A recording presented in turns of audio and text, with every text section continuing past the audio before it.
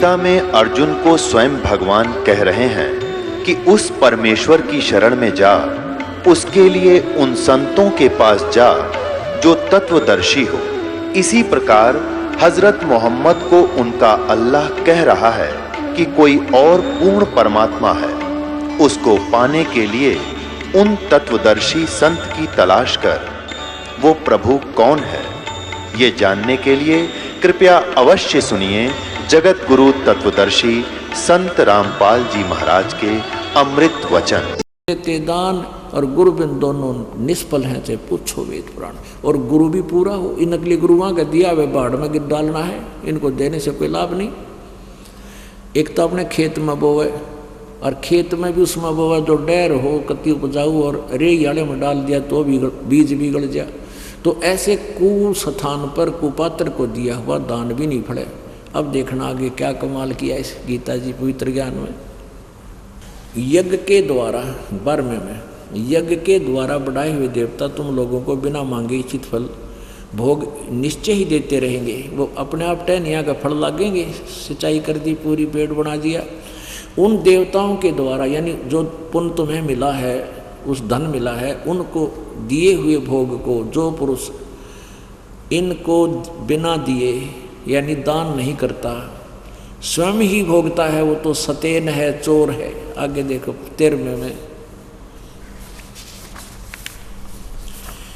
यज्ञ से बचे हुए अन्न को खाने वाले श्रेष्ठ पुरुष सब पापों से मुक्त हो जाते हैं, और जो पापी लोग अपना शरीर पोषण के लिए ही अन्न पकाते हैं वे तो पाप को ही खाते हैं। अब देखो क्या बताया है। अब जैसे यहाँ 5 यज्ञ होती हैं। एक यज्ञ है धर्म की, यहाँ आप जी के द्वारा दिया हुआ दान अपना 10वां अंश, कहते 10वां अंश गुरु को दीजिए, जीवन जन्म सफल कर लीजिए। वो आप जहाँ दान करते हो उससे फिर भंडारा होता है, ये शेड लगता है, मैट बिछाए जाते हैं, पंखे लगते हैं, ये सारा धर्म यज्ञ हो गया। बाहर से आदमी व्यक्ति पुण्यात्मा आते हैं, परमात्मा के लिए आते हैं वो सारे। और यहाँ दिया हुआ दान आपका तो 1000 गुना होगा, और जो परमात्मा के, क्योंकि यहाँ भगवान के लिए आते हैं, कोई पेट भर नहीं आता और अन्न खाने नहीं आते। या परमात्मा के लिए वो प्यारी आत्मा आती है जो परमात्मा की विशेष आत्माएं हैं, वो वर्णीय पुरुष हैं, ये वो श्रेष्ठ आत्मा है जो गीता जी में, जिनके वेदों में जिसके बारे में, तो वो आहार करेंगे यहाँ पर। तो उनका आहार कराया हुआ 1000 गुना होगा। पुण्यात्मा वैसे तो धर्म, जैसे हम आया तिथि को भोजन देते हैं वो भी पुण्य होता है, वो भी पुण्य होता है, लेकिन ये पुण्य विशेष है जो भक्त आत्माओं को आहार कराया जाता है। तो एक यज्ञ है धर्म की,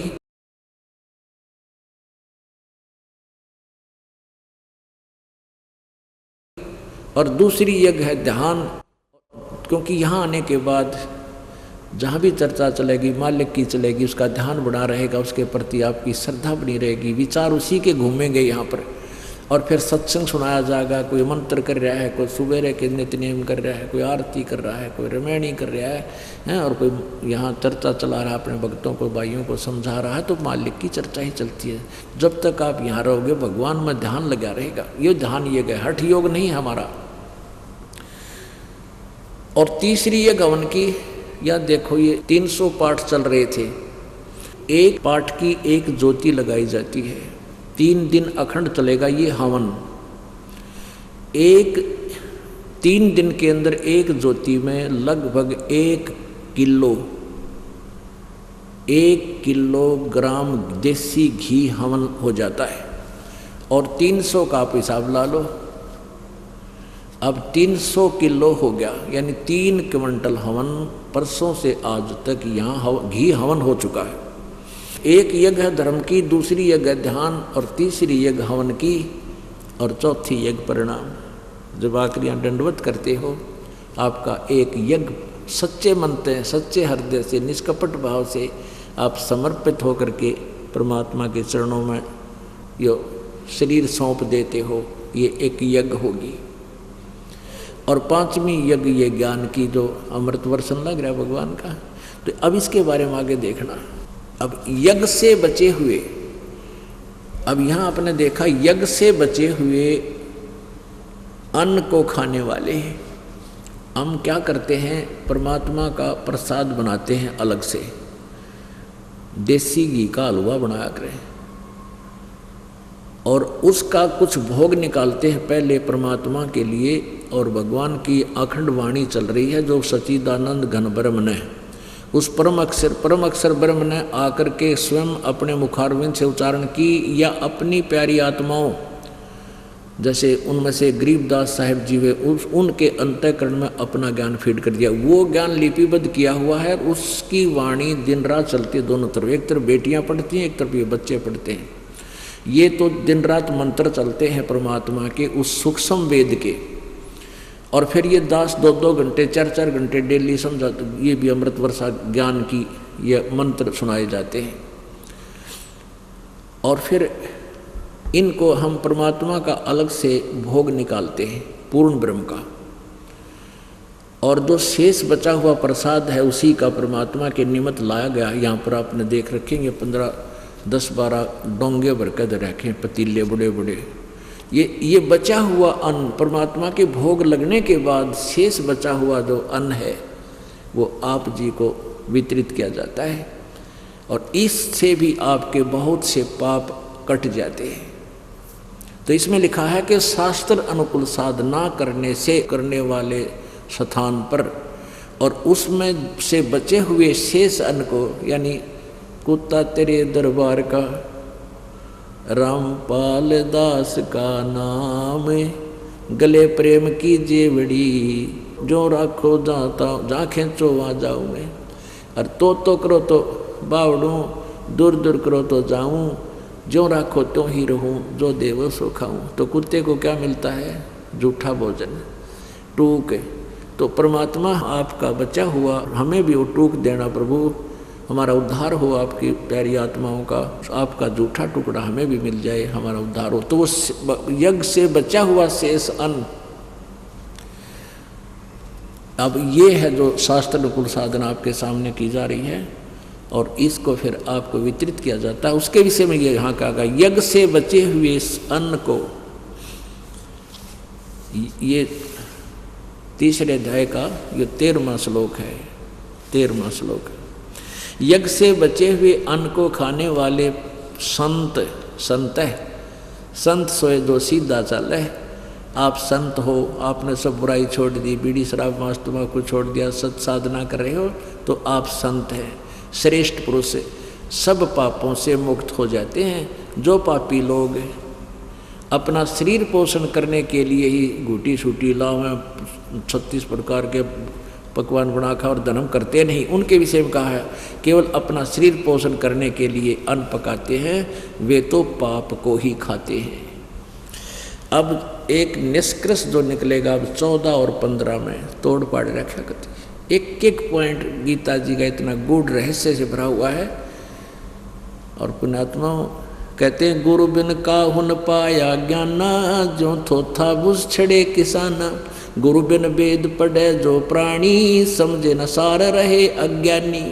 ये सारे अज्ञानी थे अभी तक, ये ब्रह्मा विष्णु महेश और ये ब्राह्मण ऋषि महर्षि सतयुगता ही के, इनको कैख का नहीं पता था। 5500 वर्ष हो गया लगभग गीता जी के ज्ञान लिपिबद्ध हुई को, आज तक ये कैख नहीं बता सके गीता जी में लिखा क्या है, और ढडोरा पीटा करते गीता जी को हम पाठ करते हैं। अब देखना अध्याय नंबर 3 का श्लोक नंबर 14 और 15। ये 14 और 15 इकट्ठे ही लिपि अनुवादित हैं। यहाँ देखिए, संपूर्ण प्राणी अन्न से उत्पन्न होते हैं। अन्न की उत्पत्ति वृष्टि से होती है, वृष्टि माने वर्षा से, और वृष्टि यज्ञ से होती है। वर्षा शास्त्र अनुकूल साधना जो यज्ञ हवन किए जाते हैं इनसे होती है। और यज्ञ कर्म सम उद्भव, यज्ञ विहित कर्मों से उत्पन्न होने वाले हैं, यानी धार्मिक अनुष्ठान शास्त्र अनुकूल साधना से ही होते हैं। अब कर्म समुदाय को, यानी कर्म को तुम, अब यहाँ गलती कर रखी न है, ब्रह्मो उद्भव, इन्होंने ब्रह्म का अर्थ लिख दिया वेद से उत्पन्न, जहाँ पर ये विचल जाते थे वहीं गोबर कर दिया। अब यहाँ ब्रह्म का अर्थ इन्होंने फिर वेद कर दिया, यहाँ पर नहीं, ब्रह्म तो भगवान है और वेद उसका संविधान है, तो परमात्मा का अर्थ कहीं हो तो उसको संविधान नहीं किया जा सकता।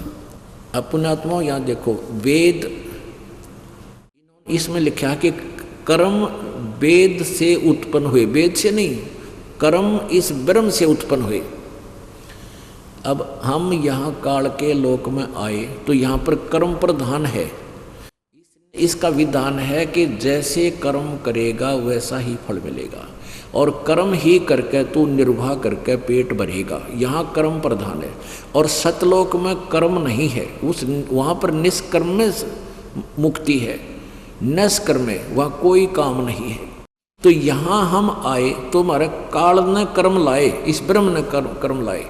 इसका अर्थ ये है कि इस काल ब्रह्म से कर्म उत्पन्न हुए, इसने लेकिन लिख दिया वेद से कर्म उत्पन्न हुए, वेद से के कर्म उत्पन्न होते। अब कर्म तो हम यहाँ फंसे इस काल के जाल में, तो यहाँ हर चीज करके ही खाना पड़े, करके ही करने से ही होगा। तो यहाँ लिखा कि यज्ञ भी तुमने, ये यज्ञ रूपी कर्म भी करने पड़ेंगे, ये काल ने विधान बनाया। ये देखिए, इसको पहले पढ़ ले पूरा, फिर आगे सुन। संपूर्ण प्राणी अन्न से उत्पन्न होते हैं, बिल्कुल ठीक। और अन्न की उत्पत्ति वर्षा से होती है, और वर्षा यज्ञ से होती है, धार्मिक अनुष्ठानों से होती है। और यज्ञ शुभ कर्मों से, ये शास्त्रानुकूल साधनों से ही यज्ञ होती है, वही यज्ञ का मान्य होती है। और कर्म ब्रह्मोद्भवम, और कर्म को तू ब्रह्म से उत्पन्न हुए जान, उत्पन्न ब्रह्म से, यानी ब्रह्म से, काल से उत्पन्न हुए कर्म। और ब्रह्म कितना उत्पन्न हुआ, ब्रह्म को इन्होंने वेद लिख दिया, नहीं, यहाँ ब्रह्म को अक्षर समुद्रम उद्भवम, यानी अविनाशी परमात्मा, ब्रह्म की उत्पत्ति अविनाशी परमात्मा से हुई जान। अब स्पष्ट हो गया। कर्म शुभ कर्मों शास्त्रानुकूल साधना से धार्मिक अनुष्ठान सफल होते हैं, और कर्म लायक ब्रह्म ने, और ब्रह्म की उत्पत्ति अविनाशी परमात्मा से हुई, सृष्टि रचना से क्लियर होगा ये कहानी सारी, हुआ जान। और इससे सिद्ध होता है कि सर्वगतम ब्रह्म, वो परम अक्षर ब्रह्म, वो मूल रूपी परमात्मा, सर्वव्यापी परम अक्षर ब्रह्म सदा ही यज्ञों में प्रतिष्ठित है। यानी उसको ही इष्ट मानकर जो यज्ञ की जाती हैं वो ही यज्ञ सफल होती हैं। सर्वगतम ब्रह्मा ने वासुदेव, सर्व जिसकी सत्ता सबके ऊपर है, यानी पूर्ण परमात्मा, सबका मालिक, कुल मालिक, जो सर्वगतम सर्वव्यापी ब्रह्म माने परमात्मा, वो सब परम अक्षर ब्रह्म, ये परम अक्षर परमात्मा, परम अक्षर ब्रह्म ही सदा यज्ञों में प्रतिष्ठित है, यानी इष्ट रूप में उसी को मानकर पूजाएं साधना की जाती हैं। अब अभी तक हम इन अज्ञानियों के द्वारा दिए गए ज्ञान को कैसे पढ़ा करते थे, और थरा गजब भाई, इन्होंने अनुवाद किया गीता जी का, जहाँ इनका समझ में ना आई उड़े अड़ंगा कर दिया, अड़ंगा कर दिया नालायका ने। अब एक उदाहरण दिखाऊंगा आपको, ताकि आपको विश्वास दृढ़ होगा कि सचमुच ये तक कि तक गार्डन के थे ना फूकण के, न सारा काम बिगाड़ दिया। अपनात्मा, आपका मोक्ष कैसे होगा? ये ब्रह्मा विष्णु महेश का जो मंत्र आपको दिया जाता है, इससे हमारा ये कमल बने हुए, हमारे कमल बने हैं शरीर में, रीढ़ की हड्डी जो बैकबोन जिसे कहते हैं, इसके अंदर की साइड में ये बिल्कुल प्लेन सी है, और ऊपर इसका मांस है, बीच में बिल्कुल खाली स्थान है। जैसे आप देखते हो अंग अलग हैं, जैसे जीभ ऊपर अलग, जीभ का नीचे अलग से हिस्सा है, ऊपर ऊपर उठा के देखोगे नीचे अलग से है, जीभ चिपकी हुई हो तो नीचे अलग से है। ऐसे ही रीढ़ की हड्डी बैकबोन के अंदर की साइड में, जहाँ से मांस इसके ऊपर से चल रहा है, तो उसके बीच में आंतड़ी सी बनी हुई है छोटी छोटी नो, वो परमात्मा की कृपा से वो फिर दृष्टि गोचर होती है। तो ये प्रथम मंत्र आपको दिया जाता है। मूल कमल में गणेश जी है। मूल कमल है जो रीढ़ की हड्डी नीचे जाकर के बिल्कुल गुदा के पास एंड होता है, उसके अंदर की साइड में ऊपर ने 2 उंगल ऊपर यहाँ गणेश कमल है। मूल कमल कहते हैं इसको। इसकी 4 पंखड़ियाँ लाल रंग, और यहाँ का ये चैनल हमारे शरीर में ये चैनल बने हुए हैं, और इस चैनल में गणेश जी के लोक का कार्यक्रम, इसमें सब कुछ आपको दृष्टिगोचर होता है। तो उस मंत्र से जो पहला मंत्र आपको दिया जाता, वो मंत्र दिए जाते हैं पहले मंत्र में जो गणेश जी का, वो इसको इस मंत्र से इसमें हवा सी भरी जाएगी। ये ब्लैडर खाली हो गया आपका, जैसे ब्लैडर में पंप से हवा भर देते हैं तो फिर वो फूल जाता है, ऐसे इसकी पंखड़ियाँ फिर उभरनी शुरू हो जाती है। इस मंत्र से अपने आप ये खिल जाता है। उसके बाद फिर सावित्री ब्रह्मा वाला जो है स्वाद चक्र है, इससे 2-2.5 उंगल ऊपर उसमें 6 पंखड़ियाँ हैं, और वो मंत्र आपको दे रखा है। फिर नाभि कमल है, इसमें ब्रह्मा विष्णु और लक्ष्मी जी का कमल है, इसकी 8 पंखड़ियाँ हैं। फिर हृदय कमल है। हृदय ये दिल नहीं, इससे अलग एक कमल है जो बीच का कमल कहा जाता है। उस हृदय कमल में शंकर भगवान और पार्वती का कमल है, उसमें 12 पंखड़ियाँ हैं, और उसका मंत्र आपको बता रखा है।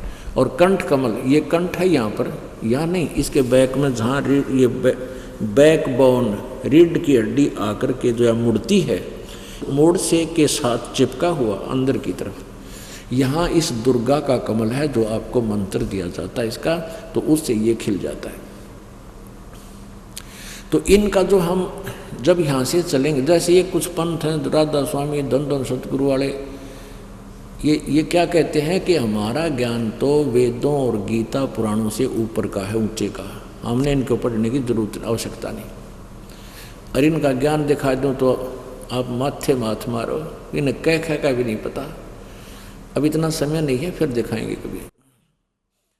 तो वो क्या कहते हैं कि हम तो सीधे त्रिकुटी में पहुंच जाते हैं। हमारे गुरुजी तो त्रिकुटी से प्रारंभ करते हैं, इस नीचे का हमने कोई ज़रूरत नहीं। तो नीचे के शरीर ने भी फेंक दो, उठा के नाड़ ने रख लो, अपनी ने काट दो तले थे, है बिना अकल के। अब नीचे का हमारा जो शरीर है, हमने परमात्मा के पास जाना है। सभी कहते हैं भगवान के पास जाना है, और क्या कहते हैं, रास्ते अलग अलग हैं, जाना एक स्थान पे। मानव शरीर से परमात्मा मिलेगा, और मानव शरीर में एक ही रास्ता है, कमलों से होकर ही गुजरना पड़ेगा, और कोई रास्ता है ही नहीं। और बताओ कौन सा रास्ता थोड़े दूर है? तो मानव शरीर में भगवान मिला, और मानव शरीर में एक ही जैसा रास्ता है, तो कमलों से होकर गुजरना पड़ेगा। अगर एक भी, मान लिया आपने विदेश जाना है या स्वदेश आना है, और आपका वहाँ नो ड्यू सर्टिफिकेट कोई बिजली महकमे का रह गया, या टेलीफोन का रह गया, या कोई और सरकारी आपके पास लोन शेष है, आप वापस नहीं आ सकते। तो हम यहाँ काल के लोक में रह रहे हैं, और यहाँ के ये प्रधान हैं, इनसे हमने लोन ले रखा है, हमारे ऊपर कर्जा हो गया इनका। जब तक हम इनका कर्जा देकर नो ड्यू सर्टिफिकेट नहीं ले लेंगे, हम आगे नहीं जा सकते। तो इस पहले मंत्र से आपको यहाँ संसारिक आपके घर में सुख सुविधाएं आपको प्राप्त होंगी। और ब्रह्मा विष्णु महेश के जो बैंक से हम लोन ले रहे थे, इनका लोन साथ में भरा जाएगा। और जब हम यहाँ से चलेंगे, तो जब हम यहाँ से चलेंगे कमलों के माँ से अंदर से जाएंगे, सबका नो ड्यू सर्टिफिकेट लेते हुए, तो ये सर्टिफिकेट बना के तैयार रखेंगे आपका, हाँ आपका बरी जाओ। तो फिर हम त्रिकुटी में पहुँचेंगे। त्रिकुटी इंटरनेशनल एयरपोर्ट समझो, यानी दूसरे देशों में जाने वाला हवाई अड्डा। अब त्रिकुटी उनके अनुसार तन्नु सोचे, तो तब हम त्रिकुटी पर जाएंगे। पूरे हमारा टारगेट हो गए कौन से देश में जाना है, किसका पासपोर्ट बनवा रखा है, वहीं फिर त्रिकुटी पर जाकर कोई फैसला नहीं। वहाँ जाते ही जहाँ की तुम तैयारी करके आए हो, टिकट जहाँ का ले रखा है, उसी जहाज में बैठा दिए जाओगे, चलो। तो पुण्यात्माओं ये कहते हैं कि अब त्रिकुटी पर जाने से पहले तो पूरा खड़ा है हमारे जान में। बालका खेल नहीं त्रिकुटी पहुंच गई। त्रिकुटी कोई बरवाड़े का बस स्टैंड नहीं है, पैदल चला जाए चाहे साइकिल पर चढ़ के पहुंच गया ना, उसमें बहुत हंगा लगेगा त्रिकुटी पर पहुंचते आना। बड़का खेल बना रखे, मूर्ख बना रखे है। तो त्रिकुटी पर जब हम पहुंचेंगे ना, वहाँ दो नाम, इस सतनाम है 2 मंत्र का, उसमें एक तो ओम मंत्र है, एक गुप्त है। गीता जी अध्याय नंबर 15 के श्लोक नंबर 17 में वो संकेत दिया है, ओम तत्सत इति निर्देश ब्रह्मण त्रिविध समर्थ है। उस पूर्ण परमात्मा ब्रह्मण माने सचिदानंद ब्रह्म के पाने का ये 3 मंत्र का जाप है। ओम तो ब्रह्म का, और तत् और सत्य सांकेतिक है। तत् ये दास बतावेगा, ओम और तत् मिलकर ये सतनाम बनता है 2 अक्षर का। जिनको सतनाम प्राप्त है वो पुण्यात्मा समझ जाते हैं संकेत को ही। तो उसमें क्या होगा कि जो ओम मंत्र है उसकी कमाई हम ब्रह्म को देंगे। ये ब्रह्म का जाप है काल का, और इस ब्रह्म की कमाई से हम पहले क्या करते थे, ब्रह्मलोक में चले जाते ओम नाम का जाप जप के, और ब्रह्मलोक में अपने पुनः खा गए, देवता बन कर वहाँ खूब ठाठ करके नाच गाने देख कर बकवाद करके फिर गधे बन जाते। हम न्यों फंसे रहे। अब परमात्मा ने हमें ज्ञान दे दिया, हम यहाँ की कोई सुख सुविधा नहीं चाहेंगे, हम यहाँ से पीछा छुड़वाएंगे। ओम नाम का जाप हम ब्रह्म को देंगे, फिर ये हमें छोड़ देगा कि जब तुम्हारा कर्जा माफ अक्षमा हुआ। और दूसरा मंत्र ये है परब्रह्म का, अक्षर पुरुष का, जो अभी आपको 3 भगवान बताए, ओम तत्सत, इन तीनों परमात्माओं के मंत्र हैं। ओम सरपुरुष का ब्रह्म का, और तत् ये सांकेती का, ये अक्षर पुरुष का, और सत भी सांकेती के दास बताओगा वो परम अक्षर ब्रह्म का। तो जो दूसरा मंत्र है सतनाम का, उस मंत्र की कमाई हम अक्षर पुरुष को छोड़ देंगे, वो हमें अपने 21वें ब्रह्मांडों में से जाने का रास्ता दे देगा। और तीसरा मंत्र में सतलोक में स्थायी स्थान देगा। अब गीता ज्ञानदाता कहता, अर्जुन, गीता जी अध्याय नंबर 18 के श्लोक नंबर 62 में कहा कि अर्जुन तू सर्वभाव से उस परमात्मा की शरण में जा, और उसकी कृपा से तू सतलोक जा सकेगा। तुझे वहाँ जाने के बाद फिर पूरी शांति होगी। नहीं तो यहाँ मेरी शरण में रहना है तो मेरा ओम नाम का जाप यो जाप कर ले, और युद्ध भी करना ही पड़ेगा। मेरी शरण में रहना था, यहाँ तो शांति नाम की चीज़ नहीं, और शांति परम शांति चाहिए तो सतलोक में जाने का मार्ग तत्वदर्शी संतों से पूछ ले, और उसकी शरण में जा, फिर कंप्लीटली, फिर किसी की आशा मत रखना। अब गीता जी अध्याय नंबर 18 के श्लोक नंबर 66 में कहा है कि उस परम अक्षर ब्रह्म की शरण में जाने से पहले तो मेरे सत्र की सारी साधना मुझे छोड़ दे। ये जो यज्ञ हवन हम कर रहे हैं, और ओम नाम का जाप जो आपको सतनाम के 2 मंत्र के सतनाम में दिया जाता, वो हम सारा कुछ इस काल को दे देंगे, ब्रह्म को छोड़ देंगे। फिर ये हमें यहाँ से जाने के लिए छोड़ देगा, बरी कर देगा। यानी हम पहले क्या करते थे, पुण्य तो स्वर्ग में खाते थे, और पाप के लिए गधे कुत्ते सूअर योनिया नरका में धक्के खाते रहते थे। तो अब परमात्मा हमारे पाप कर्मों को तो कैंसिल कर देगा। जब ही सतनाम हृदय धर्यो भयो पाप को नासे, जैसे चिंगारी अग्नि की वही पड़े पुराने घासे।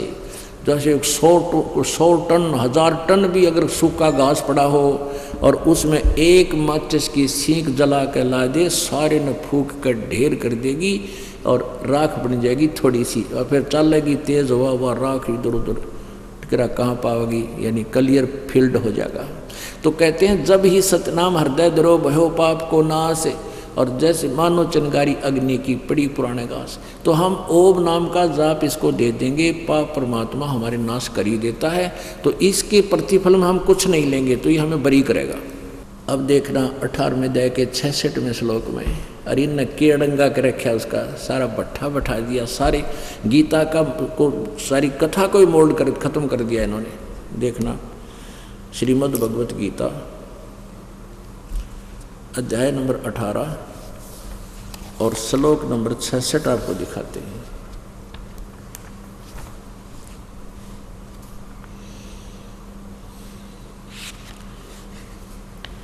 अब देखो कितना प्यारा वर्णन किया। 18वें अध्याय के 46वें श्लोक में बहुत प्यारी व्याख्या की है कि जिस परमेश्वर से सब प्राणियों की उत्पत्ति हुई है और जिससे यह समस्त जगत व्यापक है, उस परमेश्वर की अपने स्वाभाविक कर्मों द्वारा पूजा करके मनुष्य परम सिद्धि को प्राप्त हो जाता है।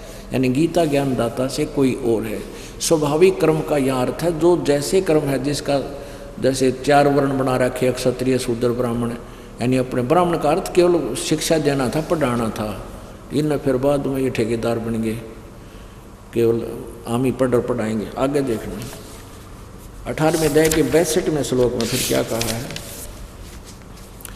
ए भारत, तू सब प्रकार से उस परमेश्वर की शरण में जा, उस परमात्मा की यानी परम अक्षर ब्रह्म की, तत्ब्रह्म की कृपा से ही तू परम शांति और सनातन परम धाम को, शाश्वतम स्थानम यानी सदा रहने वाले स्थान माने धाम कहो, लोक कहो, को प्राप्त होगा। अब यहाँ देखो 18वें अध्याय के 62वें श्लोक में कमाल कर दिया। यही 18वां अध्याय और 62वां श्लोक है, 66वां। इसमें क्या लिखा कि सर्वधर्मान प्रीतज माम, माम माने मेरी, मुद सत्र की है। सर्वधर्मान यानी सभी धार्मिक पूजाओं को, प्रीतज माम मुझ में छोड़ दे, मेरे सतर की सभी जो मेरे स्तर लेवल की ओम नाम की कमाई और यज्ञ धर्म आदि जो किए हैं वो मुझ में परित्यज माने त्याग कर। एकम शरणम व्रज, एकम माने जिसके बराबर दूसरा ना हो, अद्वितीय उसकी शरण में व्रज माने जा। अहम तवा सर्व पापे भ्या मोक्षामी, मैं तुझे सभी जो मैं तुझे दंड देता हूँ वो सभी मोक्ष कर दूंगा, मैं कोई तुझे दंड नहीं दूंगा। माँ सुच, तू चिंता ना करे। इन्होंने क्या अड़ंगा कराया है, संपूर्ण धर्मों को अर्थात संपूर्ण कर्तव्य कर्मों को मुझ में त्याग कर तू केवल एक, देख किसी बकवाद के रखी, मुझ सर्वशक्तिमान सर्वधार परमेश्वर की शरण में आ जा।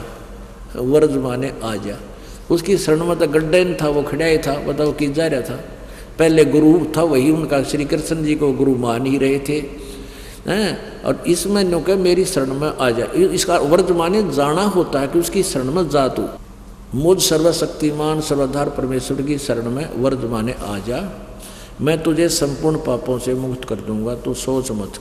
अब यही अड़ंगा इन सब न कर रखे। इसका अर्थ तो ये था कि भाई तू मेरे सतर की सब पूजाएं न मुझे छोड़ दे और फिर उस परमेश्वर की उसकी लोक में तू बेशक जा, मैं तुझे कोई बाधा नहीं करूंगा, तू चिंता ना करे। उसके लिए फिर ऑप्शन बता दिया कि उन तत्वदर्शी संतों को खोज दो, 3 मंत्र के नाम का जाप बताते हो, इस ओम तत्सत को तो दे सकता है, दान कर सकता है, उनकी खोज कर। गीता ज्ञानदाता कहता मेरे पास वो मार्ग नहीं है, मेरी शरण में रहना, मेरी भक्ति कर। उसकी शरण में जाना है तो तत्वदर्शी संत की खोज कर, उसकी भक्ति करने से उसके पास चला जाएगा। अब थोड़ा सा एक दिखाऊंगा ट्रेलर आपको इन अज्ञानियों के अज्ञान का, जो हमने मूर्ख बना रहे थे विद्वान महर्षि पाक के।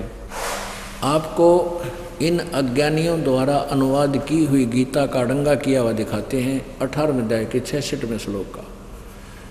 वर्ज माने जाना होता है, वर्ज माने जाना। पहले ये क्लियर करते हैं, आपको शब्द कोश दिखाते हैं। शब्द कोश पुण्यात्मा दास ये चाहता है कि पुण्यात्मा जो समझदार होते हैं वो संकेत ही समझ जाते हैं, और दास ये चाहता है कि आपने कोई पुस्तक खरीदनी ना पड़े, विश्वास हो जाएगा तय। तो इन सीडीज के माध्यम से आपका सारा कंसेप्ट क्लियर हो, क्योंकि आज विज्ञान युग है। परमात्मा ने ही ये उपकरण दिए हैं जीवता ही, ताकि ये मुझे समझ सके ना, इनका कति यूज नहीं। ये तो परमाणु बम बना कर बैठ के नाश करने का तरीका, ये कोई इस विज्ञान का ये अर्थ था। विज्ञान का यही अर्थ है कि भगवान को समझे। विज्ञान विशेष ज्ञान, ये तत्व ज्ञान, ये असली विज्ञान थे।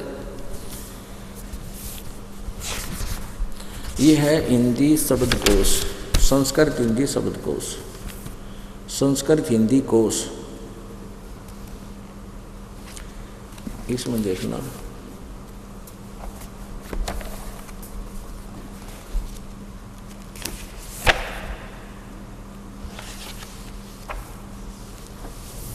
ये 993 पृष्ठ पे इसमें वर्ज, वर्ज का अर्थ है जाना, चला जाना, प्रगति करना, चला जाना, प्रगति करना, पहुंचना, विदा होना आदि आदि। और इन्होंने एक और देख किसी कमाल कर रखा है, ये देखना, श्रीमद् भगवत गीता, ये एस्कॉन वाले को हाँ, एस्कॉन वाले बोलते हैं इनको एस्कॉन। ये किसने लिखा है, किसका अनुवादित है, ये है ये श्रीमद् भगवत गीता, गीतोपनिषद यथारूप, मूल संस्कृत पाठ शब्दार्थ अनुवाद सहित, द्वारा कृष्ण कृपा श्री मूर्ति श्री श्रीमद् एसी भक्ति वेदांत स्वामी प्रभुपाद संस्थापक आचार्य अंतर्राष्ट्रीय कृष्ण भगवान अमृत संघ, ये Bhakti Vedanta book trust, Los Angeles, London, Stockholm, Sydney, Hong Kong, Mumbai. अब इन ने के लिखा है 18वें अध्याय का, ये देखो, इन चौड़े में झूठ बोल रखी है। ये है 18वें अध्याय का 66वां श्लोक, 18वें अध्याय का 66वां श्लोक, ये यहाँ इन्होंने अनुवाद किया है 66वां। सर्वधर्मान प्रीतज माम एकम शरणम वर्ज, ये वर्ज शब्द 66 का यहाँ अनुवाद किया है इन्होंने। अर्थ तो ठीक लिख दिए, ये देखो, सर्वधर्मान माने, ये पहले शब्दार्थ करा है, सर्वधर्मान माने समस्त प्रकार के धर्म, प्रीतज का अर्थ त्याग कर, माम माने मेरी, एकम माने एकमात्र, शरणम माने शरण में, वर्ज माने जाओ। वर्ज माने अर्थ तो बिल्कुल सही कर दिया, जाओ, और यहाँ डंगा कर दिया अनुवाद में। ये अनुवाद है, ये यहाँ तो वर्ज माने जाओ स्पष्ट कर दिया इसने। ये देखो, वर्ज माने जाओ, ये तो शब्दों के अर्थ लिखे हैं, फिर यहाँ अनुवाद है, समस्त प्रकार के धर्मों का परित्याग करो। और गीता बोली जब कोई धर्म था, कोई ना एक का धर्म था अपना, जो वैदिक धर्म था और धर्म नहीं था, परित्याग करो और मेरी शरण में आओ, अड़ करके गोबर। यहाँ तो ठीक लिख रखा है, जाओ, वर्ज माने जाओ, यहाँ कहता मेरी शरण में आओ। कितनी चतुरता से झूठ बोल रखी इन्होंने चौड़े में। अब और दिखाते हैं आपको, ये देखना, श्री आसाराम जी नडंगा करवा रखा, ये देख, और सब यही एक के कुएं का पानी पी रहे हैं। ये है श्री संत आसाराम जी आश्रम अहमदाबाद। अब ये काली माने सारे नो के रामपाल तो हमारी आलोचना करे, आलोचना क्यों करो, तुमने लिख रखा पढ़ के सुनाओ मत, पढ़ के कोई भी पढ़ ले इसको खरीद के, वाह भाई आलोचना क्यों होती है, या बंद कर दो न छापनी, कोई भी ना पढ़ दे। संत योग श्री योग वेदांत सेवा समिति, संत श्री आसाराम जी आश्रम, संत श्री आसाराम जी बापू आश्रम मार्ग अहमदाबाद।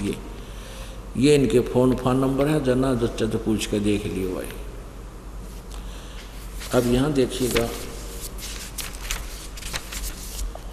18वें अध्याय का 66वां श्लोक, 18वां अध्याय और 66वां श्लोक। सर्वधर्मान परित्यज माम एकम शरणम व्रज।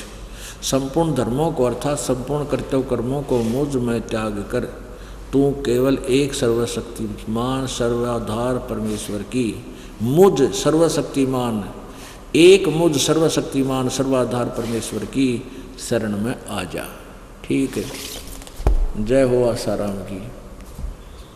ये आगे देखो, ये सुधांशु जी देख लो, ये कितनी दुनिया में मूर्ख बना रहे हैं। ये देखो सुधांशु जी,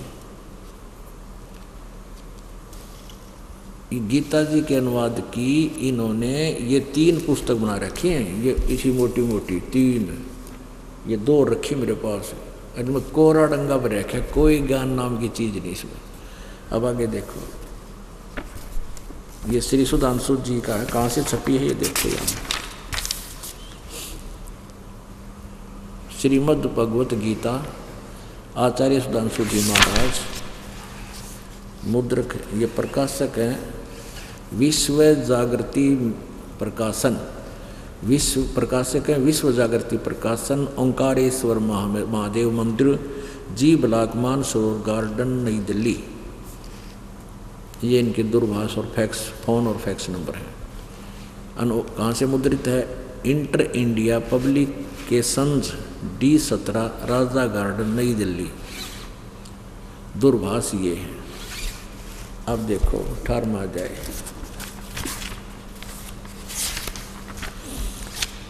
ये है 18वां अध्याय और मंत्र नंबर 66। सर्वधर्मान परित्यज माम एकम शरणम वर्ज अहम तवा। संपूर्ण धर्मों का आश्रय छोड़कर तू केवल मेरी शरण में आ जा। या आड़ गोबर करे सारा, अड़ंगा कर रखा, बट्ठा बैठा दिया। अब देखो ये सतपाल जी महाराज और ये जो बाल योगेश्वर वाले रनसा देश वालों का, ये देखो, ये एक कुआं का पानी पी रहे थे। ये कहाँ से छपा है? जगत गुरु वंदे विष्णु श्री कृष्ण वंदे जगत गुरु। अनुवादक हैं ब्रह्मलीन महात्मा सत्यानंद, महात्मा सर्वज्ञानंद, आदि संपादक अंसादेश, प्रकाशक मानव उत्थान सेवा समिति 2/12, पंजाबी बाग, नई दिल्ली। फ़ोन नंबर इतना। अब इन्होंने भी इन जमा कर दी, थोक के भाव में कर रखा काम। देखो ये 8-10 अध्याय, 18वें अध्याय के ये हैं। ये ऊपर, इसे ऊपर 63 से आगे 64, 65 और 66। ये 66 में सर्वधर्मान परित्यज माम एकम शरणम व्रज अहम तवा सर्व पापे व मोक्षामि मा शुच। इन्होंने यहाँ अनुवाद किया अगले पृष्ठ पे। सर्व धर्मों के कर्मों को छोड़कर केवल मेरी शरण में आ। आगे वहीं के वहीं परमात्मा कहते हैं, कबीर ये माया अटपटी, कबीर ये माया अटपटी, सब घट आण अड़ी, किस किस न समझाऊं या कुएं भांग पड़ी। जैसे एक कुएं में 1 मन भांग डाल दे कोई, और उस पानी, उस जल ने जो भी पी चुका होगा, एक जैसी एक्टिंग। शराबी चाहे 100 मिल जाए अपने रास्ते में, सबकी एक जैसी बोली, एक जैसी चाल, नगर क्या बात है। तो इन भांग पी रखी माया की। परमात्मा कहते हैं तत्व भेद कोई ना कह रहे झूमकरा, ये पैसे ऊपर नाच सुनो रहे झूमकरा। इन्हें तो माया के ऊपर दुनिया मूर्ख बना रखी है। इनको पैसे जोड़ने के लिए, बड़े आश्रम बढ़ाने के लिए बस यही होड़ लगा रखी है। आपको एक और दिखाते हैं, एक नकली महर्षि की। ये महर्षि दानंद और कलयुग में न्यारा अंडी पाक रहा था। अब इसकी द्वारा अनुवाद किसी ने प्रश्न किया इससे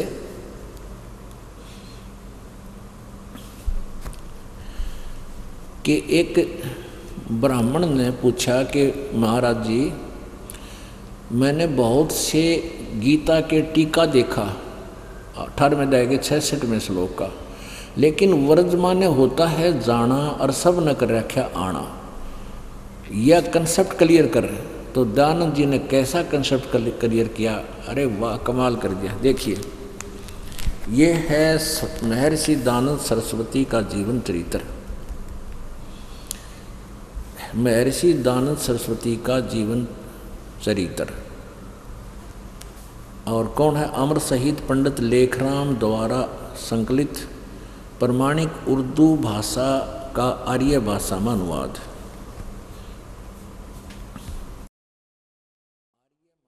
अनुवादक आर्य महाउपदेशक श्री कविराज रघुनंदन निर्मल सिंह निर्मल। संपादक है पंडित हरिश्चंद्र विदालंकार। प्रकाशक हैं आर्य समाज नया बांस दिल्ली 6 स्वर्ण जयंती के उपलक्ष्य में। इसके 2 से 8 पृष्ठ पर आपको ले चलते हैं।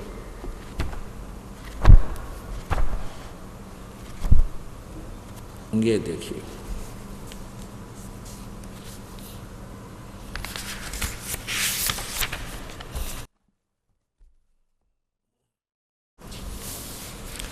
ये 208 पृष्ठ है। जीवन चरित्र महर्षि स्वामी दानव सरस्वती। यहाँ देखिएगा, राम गोपाल वैश्य ने, जो वेदांती था, एक राम गोपाल नाम का कोई व्यक्ति वैश्य था, यानी बणिया, वो वेदांती था। बहुत सी टीकाएं गीता की देखी, परंतु एक श्लोक के विषय में जो उसका संदेह था वह दूर न हुआ। अंत में वह एक दिन हमको साथ लेकर, एक और गवाह है इसका, लेकर स्वामी जी के पास गया और स्वामी जी यानी दयानंद जी से कहा कि आपसे कुछ पूछना है। उन्होंने आज्ञा दी। तब वह श्लोक पूछा, कौन सा? सर्वधर्मान परित्यज माम एकम शरणम व्रज। अब देखो ऋषि जी क्या जवाब देते हैं। स्वामी जी ने कहा, सकंदावदिषु परम रूपम वाचम। इस वार्तिक से वकार के अकार के आगे परे जो अकार रहा उसको तद्रूप हो गया, अर्थात वह शब्द का धर्म ही रहा, परंतु वास्तव में अधर्म है, अर्थ अधर्म हो गया। इससे वह बहुत प्रसन्न। अच्छा, यो समाधान कर दिया इस नडंगा जो कहीं से बड़ा प्रसन्न हुआ, प्रश्न करता उसका समाधान हो गया। क्या कर दिया? यो टट्टू कर दिया। ये देख है तरह के है। स्वामी जी ने कहा, सकंदवादीषु परम रूपम वाचम। इस वार्तिक से वकार के अकार के आगे परे जो अकार रहा उसको तद्रूप हो गया, अर्थात वह धर्म, वह शब्द धर्म ही रहा, परंतु वास्तव में धर्म हो गया, अर्थ अधर्म हो गया। ये उत्तर दे दिया टट्टू इसने। कहते हैं जिससे वह प्रसन्न करता बहुत प्रसन्न हुआ और उसने फिर पूछा कि कोई प्रमाण है। स्वामी जी ने ऋग्वेद के 2-3 श्रुतियों को प्रमाण दे दिया। पूछे गीता में, दे ऋग्वेद में। वह बात होगी कि एक किसान का पुत्र था और वो 6ठी कक्षा में पढ़ा करता। पहले 6ठी कक्षा में लगा करती है अंग्रेजी, इंग्लिश।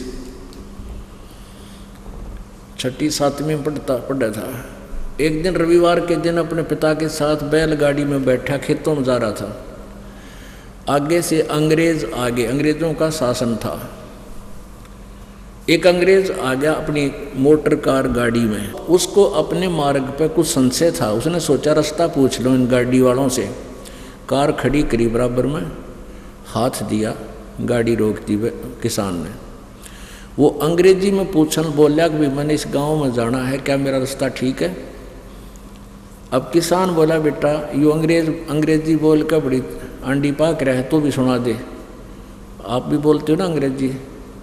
तो उसने अंग्रेजी बोलनी शुरू कर दी। सिक लीव सुना दी, छुट्टी के लिए प्रार्थना पत्र अंग्रेजी में सुना दिया।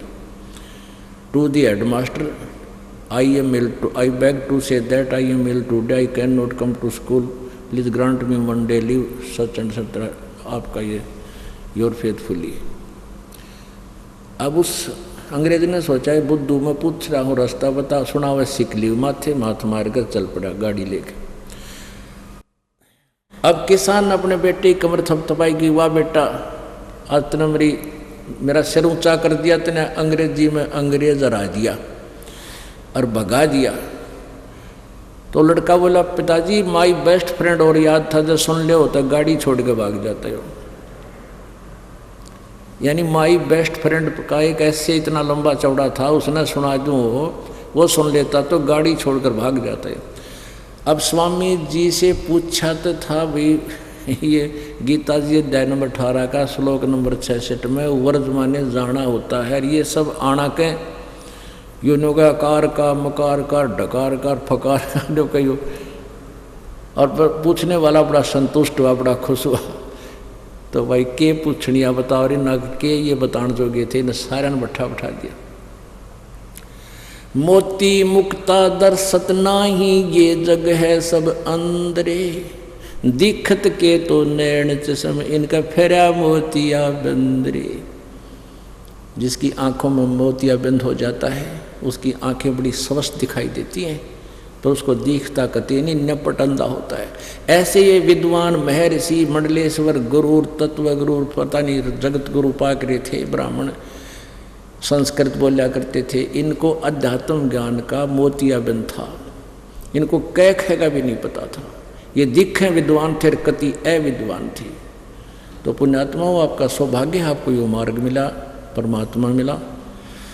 अब समझा है तो सिर दर पाओ और बहुर नहीं रे ऐसा दाओ। बोलो सतगुरुदेव।